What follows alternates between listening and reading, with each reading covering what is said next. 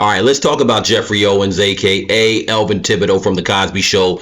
I saw a recent video with him on a Big Ticket Show. I still struggle to make a living. Oh. I struggle every day to make my ends meet. Former Cosby Show star Geoffrey Owens is still struggling to make ends meet. The actor sits down for a recent interview with V103 Atlanta's Big Tigger Morning Show, where he reacts to being job-shamed after a viral post in 2018. Someone came in and took pictures of me, and I was like, well, now that this is breaking, I'm not going to feel comfortable working in this store wondering if this customer, wondering who's around with a camera, it's going to be just too weird. Got you. I'm a very private person, I don't want to be doing my job thinking that every other person might be having a camera taking pictures. Got you. We live in a world now where everything is online. People can understand the difference. So Geoffrey Owens, he comes from, acting obviously on The Cosby Show, one of the biggest shows ever, obviously. But people don't understand,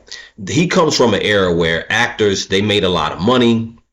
And there was always this assumption that, they make a lot of money and they're set for life because they were on a show. What people have to understand is that, and it's no knock towards him or any other actor. Actors are employees. Actors are contracted to do a job. They're often paid a lot more than the average person. But you got to understand, even if you're acting on a show for a couple of years, and depending on the trajectory of your career, you might not work for another 10 years. So, and the other part of it is that prior to the way entertainment is now, actors, comedians have an opportunity for a different level of ownership and production. So if you're from the 80s, 70s, 80s, or even in the 90s, a lot of these shows, the actors did make a lot of money, but if they weren't part of the production or the ownership, some of them didn't get residuals. And even if they did get residuals, the residuals might have been small, or depending on how long they were on the show. He even explains in this video how he was on The Cosby Show, but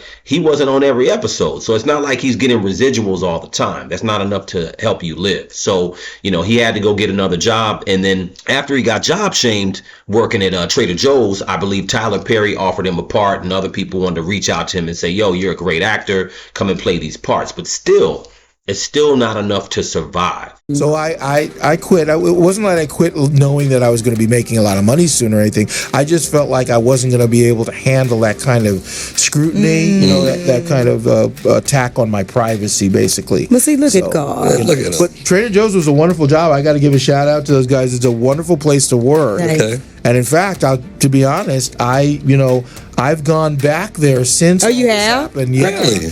And basically, I asked for hours to work there again. Because let me make this clear to everyone listening.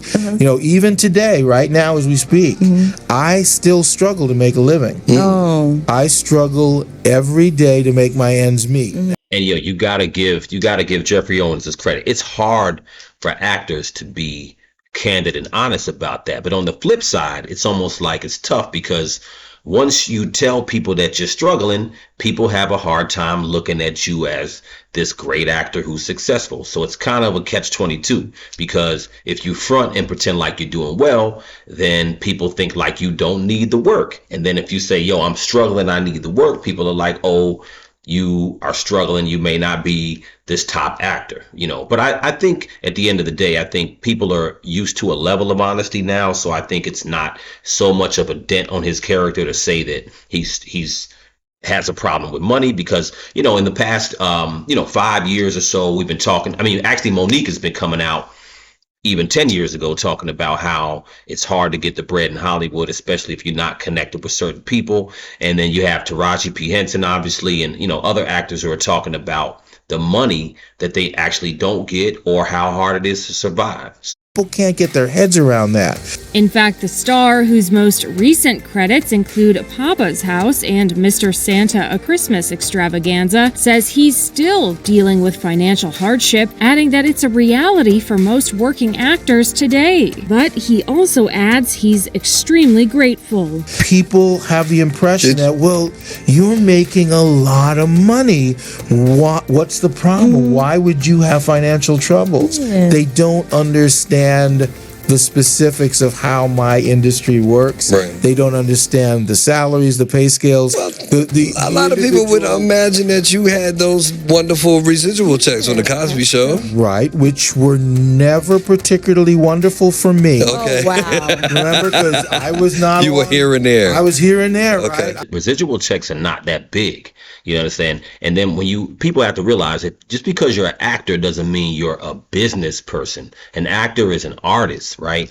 Just like being a singer or a rapper, you're an artist. So it doesn't necessarily mean you're a businessman. I think now that technology's changed, a lot of actors still struggle, but they also have, I would say, some type of a supplement if they're able to produce some of their own content. So if you take an actor like Issa Rae, she started off producing content on YouTube first, then she went and got a deal to do her own show. So I think actors have an opportunity to kind of produce material now at a low cost, kind of get some heat behind it, and then go get a deal somewhere else versus just auditioning for a job. But again, Geoffrey Owens is in a different age range. So his perspective as far as this profession of acting is not coming from that place where you go and produce your material first. And he's already in his 60s. So it's kind of hard to, unless he changes his whole perspective of how to be an actor,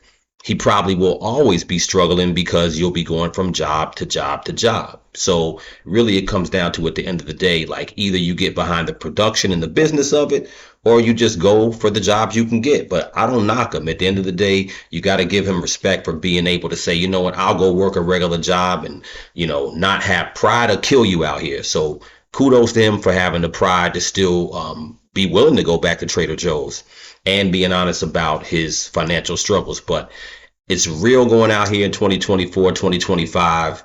And I think all actors, anybody who's creative, create your own material, find a way to produce it. And I think that he needs to team up with somebody who is aware of how to produce some things and can really showcase his talent and somehow put some ownership behind, what he's doing. But anyway, let me know what you guys think in the comments. Crucial Combo.